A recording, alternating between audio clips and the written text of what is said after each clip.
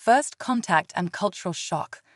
The vast expanse of space had always seemed empty to humanity, a dark canvas dotted with distant stars and unexplored planets. That was until the day the skies above every major city on Earth lit up with the arrival of the Galactic Federation's diplomatic fleet. Dr. Samantha Chen, a renowned xenobiologist, stood among a crowd of awestruck onlookers in New York's Central Park as the sleek, crystalline ships descended from the clouds. Her heart raced with a mixture of excitement and trepidation. This was the moment she had spent her entire career preparing for, yet nothing could have truly prepared her for the reality of first contact.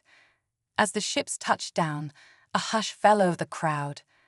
A shimmering portal appeared on the side of the largest vessel, and out stepped beings that defied human imagination.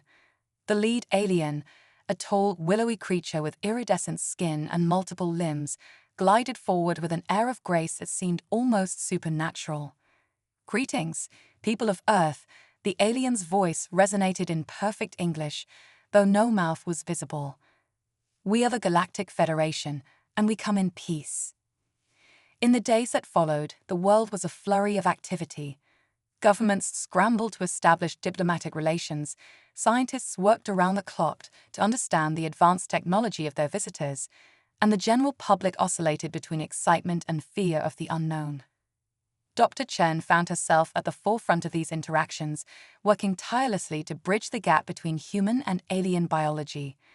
It was during one of her presentations to a mixed audience of humans and aliens that she first noticed something odd. "As you can see," she explained, pointing to a holographic display of human cellular structure, "our cells have developed unique mechanisms to repair damage from our planet's relatively high radiation levels and gravitational force." The alien delegates exchanged looks of what she could only interpret as surprise. One of them, a gelatinous being named Zorblax, raised a pseudopod. "Excuse me, Dr. Chen, but are you saying that your species evolved on a planet that constantly damages your cellular structure?" Samantha blinked, confused by the question. "Well, yes. Earth's conditions have shaped our evolution over millions of years. It's not something we typically think about." The room erupted in a cacophony of alien languages, translators working overtime to keep up with the sudden outburst. Zorblax's form rippled with what seemed to be agitation. But that's impossible. No sentient species could evolve under such conditions. You live on a death world. The term death world echoed through the conference hall, leaving humans puzzled and aliens in various states of disbelief or terror. It was at that moment that humanity realized just how unique they were in the galactic community.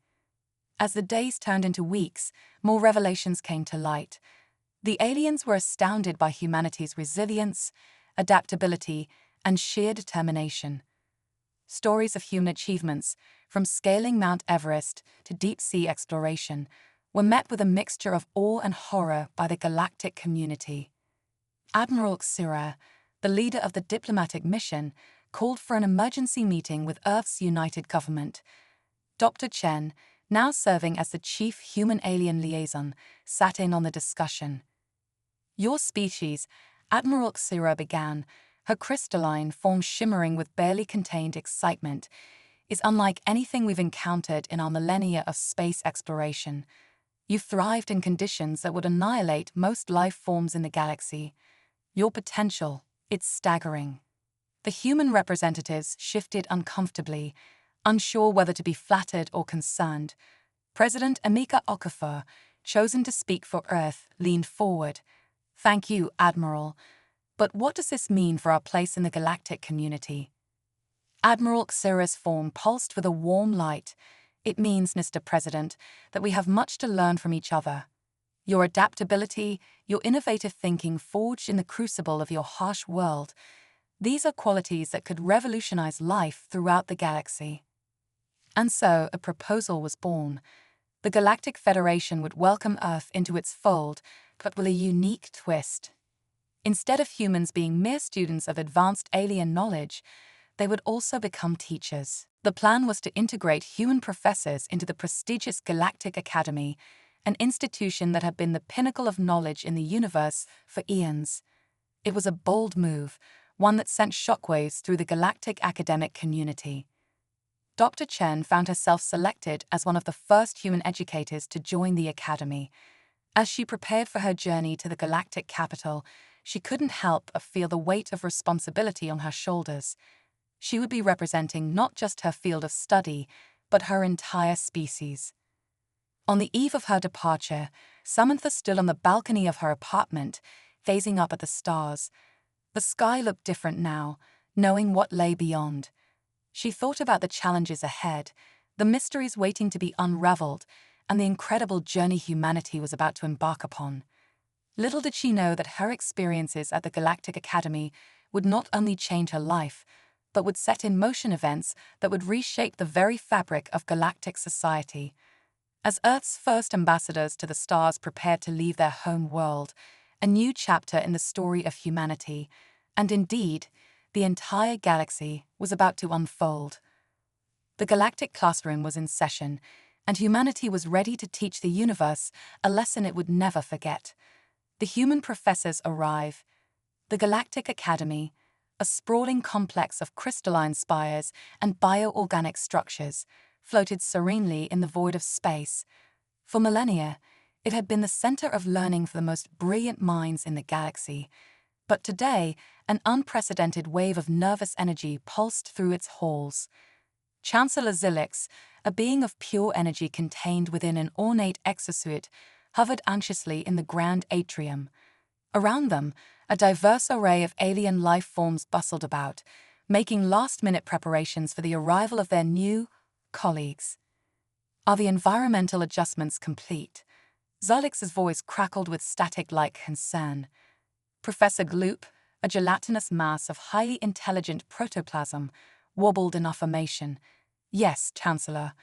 We've reinforced the floors to withstand their heavy gravity requirements, installed atmosphere generators to replicate their toxic oxygen-rich air, and even prepared nutrition synthesizers capable of producing their strange solid foods. Zilix's energy form flickered with what passed for a sigh among their species. Let us hope it's enough. These humans are unlike anything we've encountered before. As if on cue, a sleek spacecraft emblazoned with the United Earth insignia glided into view through the atrium's transparent dome. The assembled alien faculty watched with a mixture of fascination and trepidation as the ship docked with practiced precision.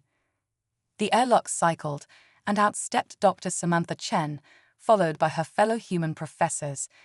They moved with a fluid grace that belied their origin from a high-gravity world, their eyes wide with wonder as they took in their new surroundings.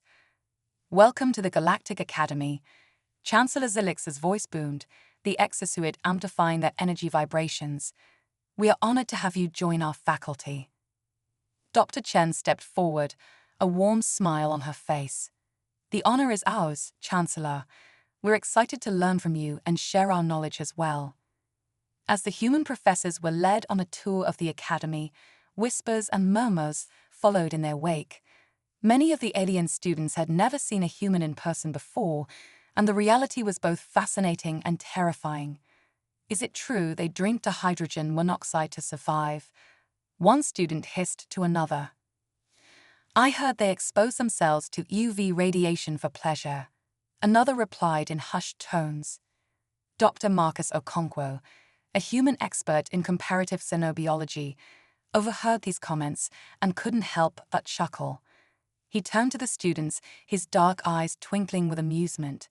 It's true, we do drink water, and some of us do enjoy sunbathing. But I assure you, we're not as frightening as we might seem. The students recoiled slightly, surprised at being addressed directly. But Marcus's friendly demeanor soon put them at ease, and before long, he found himself surrounded by a curious group of alien learners, all eager to ask questions about life on Earth. Meanwhile, Dr. Chen was getting acquainted with her new laboratory. The advanced equipment was beyond anything she had worked with before, but the underlying principles were familiar. As she examined a molecular assembler, Professor Sixtix, an insectoid being with compound eyes and delicate antennae, scuttled up beside her. Dr. Chen, Sixtix's mandibles clicked nervously, I must confess, many of us are uncertain about the changes your presence will bring to the Academy. Your species' resilience is admirable, but your methods are often unpredictable. Samantha nodded thoughtfully. I understand your concerns, Professor. Change can be unsettling, but it's often through challenges and diverse perspectives that the greatest breakthroughs occur. I hope that by working together, we can push the boundaries of what we thought was possible. As the day progressed, the human professors began to settle into their new roles. Dr. Ayana Warhia, an expert in theoretical physics, found herself engaged in a lively debate with a group of energy beings about the nature of dark matter. Her unorthodox approach to the problem, shaped by Earth's unique perspective on the universe, left her colleagues both baffled and intrigued. In the botanical gardens, Professor Jun Lee was excitedly explaining the concept of seasons to a group of photosynthetic aliens who had evolved on a tidally locked planet. The idea of a world that changed its climate regularly was met with a mixture of horror and fascination. But how do you survive such extreme fluctuations? A leafy student asked, their fronds quivering with concern. Jun smiled, pulling out a seed from his pocket. We adapt. Life on Earth has learned to be flexible, to change with the seasons. This seed, for example, can lie dormant for years, waiting for the right conditions to grow. It's this adaptability that has allowed us to thrive in so many different environments. The seed was passed around with reverent care, the aliens marveling at the potential contained within such a tiny package. As the first day of classes approached, tension in the academy reached a fever pitch. The curriculum had been hastily adjusted to incorporate human subjects, and many of the alien professors were unsure how to integrate this new knowledge with their existing courses. Chancellor Zilix called an emergency faculty meeting to address the growing concerns.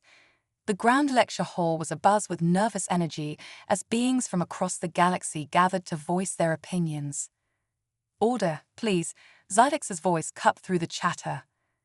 I understand that many of you have reservations about our new human colleagues and the changes they bring, but I implore you to keep an open mind. The Galactic Federation would not have recommended this integration if they did not believe it would benefit us all.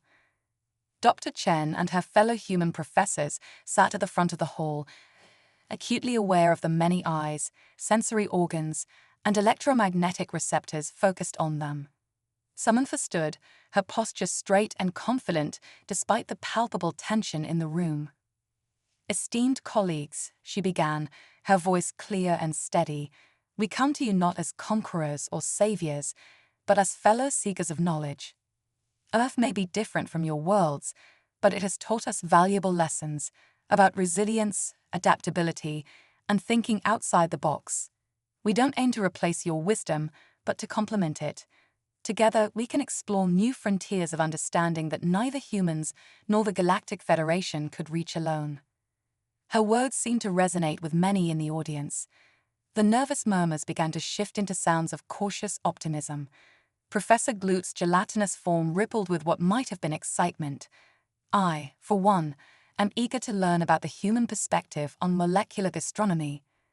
As the meeting concluded, there was a sense that a corner had been turned. The integration of humans into the Galactic Academy would not be without its challenges, but there was now a growing curiosity about what these strange, resilient beings from a deaf world could teach them. Little did they know that the true test of this new partnership was just around the corner. As the first classes were about to begin, an urgent transmission from the fringes of known space would throw the Academy into chaos and prove that the human capacity for problem-solving was more valuable than anyone could have imagined. The Galactic classroom was about to face its first real challenge, and humanity was ready to show the universe what they were truly capable of. Challenges and breakthroughs. The first week of classes at the Galactic Academy had been a whirlwind of activity. Human professors and alien students alike were finding their footing in this new integrated learning environment. Dr. Samantha Chen stood at the front of her xenobiology lab, surveying the diverse array of life forms before her. Each student was a unique challenge, their biology often defying Earth-based classification systems. Today, Samantha began, her voice filled with excitement. We're going to explore the concept of convergent evolution across different planetary environments. As she spoke, a holographic display flickered to life behind her, showing a dazzling array of creatures from across the galaxy. These beings all developed similar traits despite evolving on completely different worlds. Can anyone tell me why? A tentacled student in the front row waved an appendage enthusiastically. Because the laws of physics are universal. Samantha smiled. That's part of it, yes. But there's more to it than that. Let's dive deeper. Suddenly, the Academy's emergency alert system blared to life, cutting her off mid-sentence. Chancellor Zilix's voice echoed through the halls. Attention all faculty and students. We have received an urgent distress signal from the Novus 9 research outpost. All senior faculty members, please report to the central auditorium immediately. The lab erupted into a flurry of worried chirps, whistles, and pheromone releases. Samantha quickly calmed her class and dismissed them before rushing to the auditorium. As she entered, she found the room already buzzing with tension. Chancellor Zilix's energy form pulsed erratically as they addressed the gathered professors. Colleagues, we face a grave situation. The Novus 9 outpost, located on the fringes of a neutron star, has reported a critical failure in their containment systems. If not addressed, this could lead to a catastrophic event that would affect multiple star systems. A wave of gasps and alarmed exclamations rippled through the crowd. Novus 9 was known for its cutting-edge research into exotic matter and energy states. A containment failure that could have devastating consequences. Professor Sixtix's antennae twitched nervously. But Chancellor, Novus 9 is too far for any of our rescue ships to reach in time. What can we possibly do? Dr. Marcus Okonkwo, the human xenobiologist, stepped forward. Maybe we're thinking about this the wrong way. Instead of trying to get there physically, what if we could solve the problem remotely? All eyes turned to Marcus, a mix of curiosity and skepticism evident in the alien faces. Chancellor Zilix's exosuit tilted in a gesture of interest. Explain, Dr. Okonkwo. Marcus grinned, his mind racing with possibilities.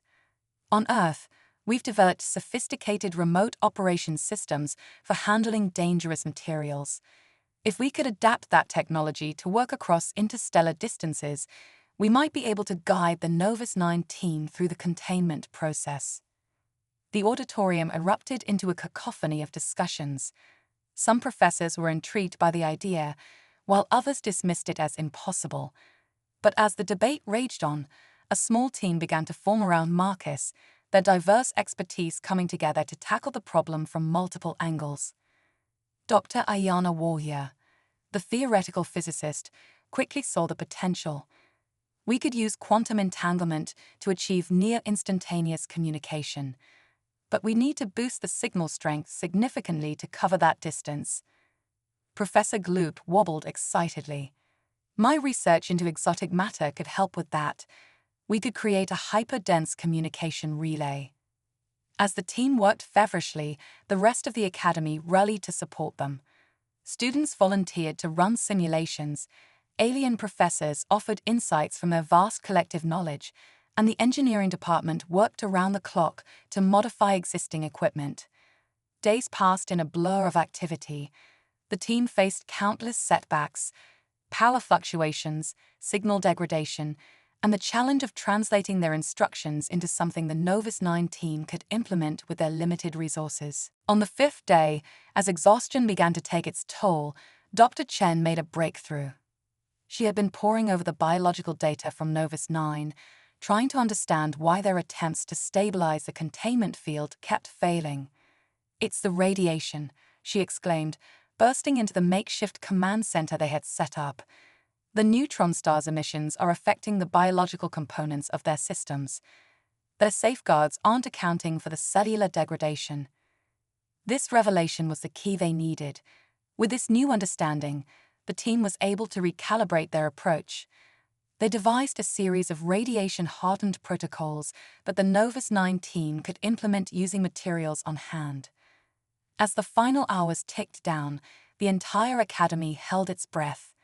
The quantum-entangled communication system crackled to life, and Marcus's voice rang out clear and steady, guiding the distant researchers through the complex procedure. Reroute the power through the secondary buffers, he instructed, his words echoed by the translation matrix for the alien team. Now, slowly increase the magnetic field strength. Be ready for a surge in the third quadrant. Minutes felt like hours as they waited for each response from Novus 9. The tension in the room was palpable, every being united in hope and determination. Finally, after what seemed like an eternity, a cheer erupted from the communication array. The containment field had been stabilized. Novus 9 and the surrounding star systems were safe. As the reality of their success sank in, the Academy exploded into celebration.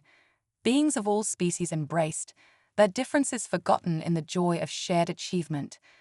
Chancellor Zillick's energy form glowed brighter than anyone had ever seen, pulsing with pride and gratitude.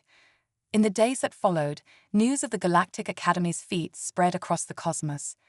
The integration of human ingenuity with alien knowledge had not only saved countless lives, but had also opened up new avenues of research and collaboration. Dr. Chen found herself in her lab late one night, reflecting on the events of the past week. A soft knock at the door interrupted her thoughts. It was Professor Six-Tix, the once skeptical insectoid academic. Dr. Chen, Six-Tix began, mandibles clicking softly, I owe you and your human colleagues an apology. I had doubted the wisdom of bringing your species into our institution, but now I see that your unique perspective, your ability to think creatively in the face of overwhelming odds, these are qualities we desperately needed. Samantha smiled warmly. Thank you, Professor. But it wasn't just us. It was the combination of human creativity and alien knowledge that made the difference. We're stronger together than we ever could be apart. As they stood there, human and alien united in mutual respect, both knew that this was just the beginning. The Galactic classroom had faced its first great challenge and emerged stronger for it. The boundaries of knowledge were expanding, and with them, the potential for a more unified and resilient galactic community. But even as they basked in the glow of their success, neither could have predicted the next challenge that loomed on the horizon, a test that would push the limits of their newfound collaboration and change the face of galactic academia forever. The Galactic Tournament. News of the Galactic Academy's unprecedented success in averting the Novus 9 crisis spread rapidly across the cosmos. The integration of human ingenuity with alien knowledge had not only saved countless lives, but had also caught the attention of the Galactic Educational Council. Chancellor Zillick called an assembly to share the exciting news. Esteemed colleagues and students, I am thrilled to announce that our Academy has been invited to participate in the Centennial Galactic Academic Tournament. A wave of excitement rippled through the gathered crowd. The tournament was the most prestigious academic competition in the known universe, bringing together the brightest minds from various institutions across the galaxy. Dr. Samantha Chen turned to her human colleagues, their eyes wide with a mixture of excitement and apprehension. This is our chance to truly showcase what humanity can bring to galactic academia, she whispered. The following weeks were a whirlwind of preparation. Teams were formed, combining the strengths of both human and alien participants. Dr. Chen found herself leading a diverse group focused on adaptive biology, while Dr. Okonkwo headed a team exploring innovative problem-solving techniques.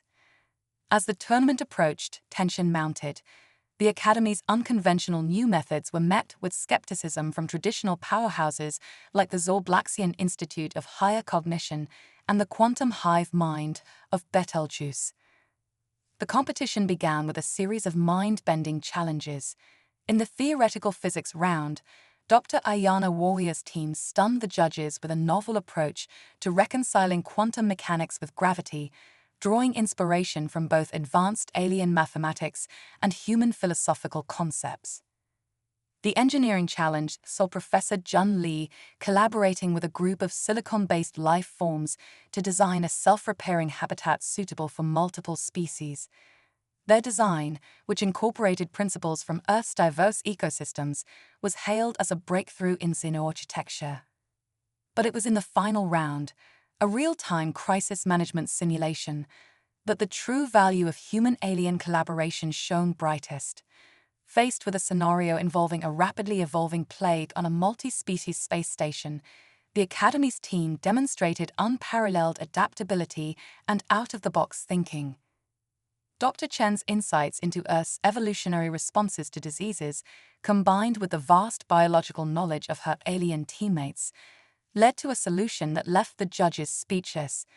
They had not only contained the virtual outbreak, but had also developed a revolutionary approach to cross-species immunology. As the final scores were tallied, the Galactic Academy found itself in an unprecedented position, tied for first place with the legendary hive mind of Betelgeuse. The judges called for a tie-breaker round, a challenge that would test the very essence of galactic cooperation. In those final tense moments, it wasn't just knowledge or skill that won the day. It was the unique human trait of uniting diverse viewpoints, of finding strength in differences, that tipped the scales. The Academy's presentation on the synergy of diversity in advancing galactic knowledge clinched their victory. As Chancellor Zilix proudly accepted the tournament trophy, their energy form pulsing with joy, the human professors stood alongside their alien colleagues, united in triumph. They had proven beyond doubt a humanity's place in the galactic community was not just as students, but as valued teachers and collaborators. The victory celebration back at the Academy was a sight to behold, a joyous fusion of human and alien traditions. As Dr. Chen watched her students and colleagues revel in their shared success, she knew that this was just the beginning. The galactic classroom had not only taught the universe about humanity's potential, it had opened up a new chapter in galactic cooperation and understanding. Yet, even as they celebrated, none could have foreseen the far-reaching consequences a victory would have on the future of the galaxy itself. Final scene. A new era of cooperation. 1 year after the Galactic Academy's triumphant victory at the Centennial Galactic Academic Tournament, the grand auditorium buzzed with anticipation. Beings from across the cosmos had gathered for a historic event, the inauguration of the first intergalactic exchange program. Chancellor Zilix, that energy form radiating with pride, floated onto the stage. Beside them stood Dr. Samantha Chen, now the Director of Xenocultural Studies, and Professor Sixtix, the insectoid academic who had become one of the strongest advocates for human integration. Esteemed guests, colleagues, and students, Zilix's voice resonated through the hall. Today marks a new chapter in galactic history. What began as an experiment in bringing humans into our hallowed halls has blossomed into a revolution in how we approach knowledge and cooperation across the stars. Dr. Chen stepped forward, her eyes shining with emotion. A year ago, many doubted whether humans could contribute meaningfully to galactic academia. Today, we stand as proof that diversity is our greatest strength.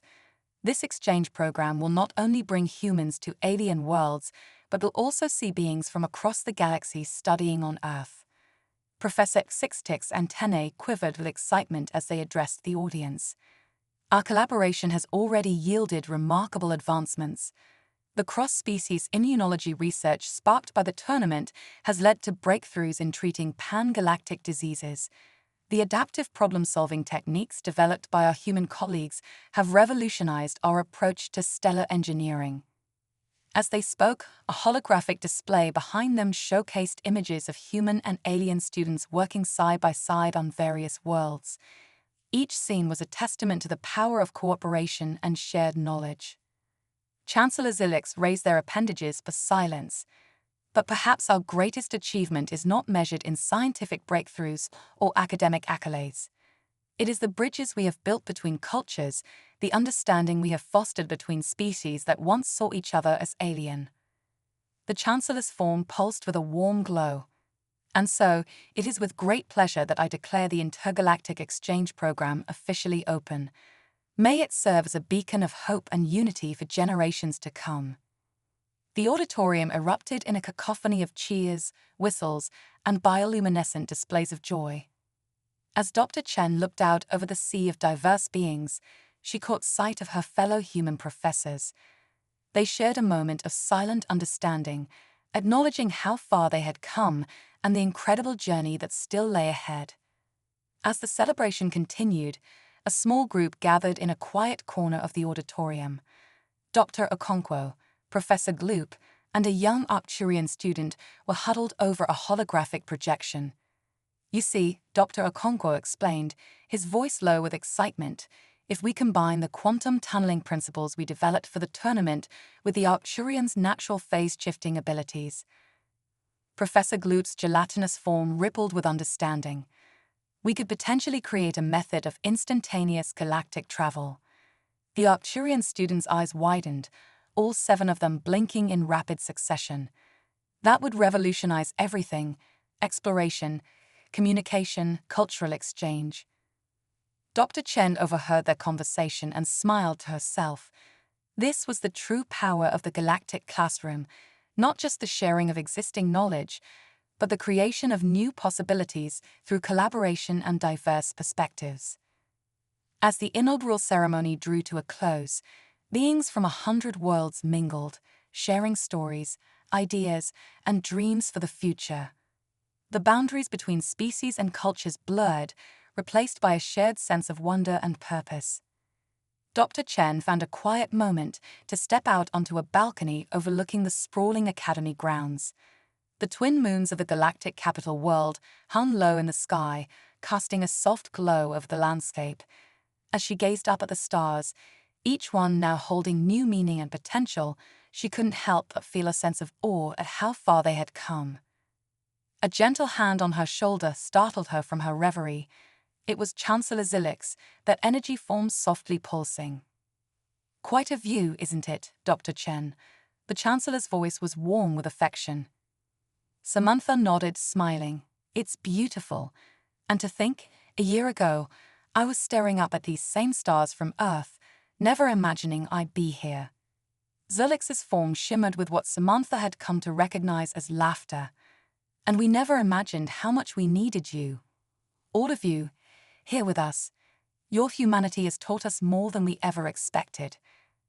As they stood there, human and energy beings side by side, gazing out at the vast expanse of the galaxy, both knew that this was just the beginning. The Galactic classroom had opened doors to possibilities beyond imagination, and humanity's journey among the stars was only just beginning. In classrooms and laboratories across the cosmos, a new era of discovery and cooperation was dawning. And at the heart of it all was the simple yet powerful idea that had started it all, that in our differences lie our greatest strengths, and that together we can reach heights unimagined. The stars beckoned, and humanity, hand in hand with their new galactic friends, was ready to answer the call.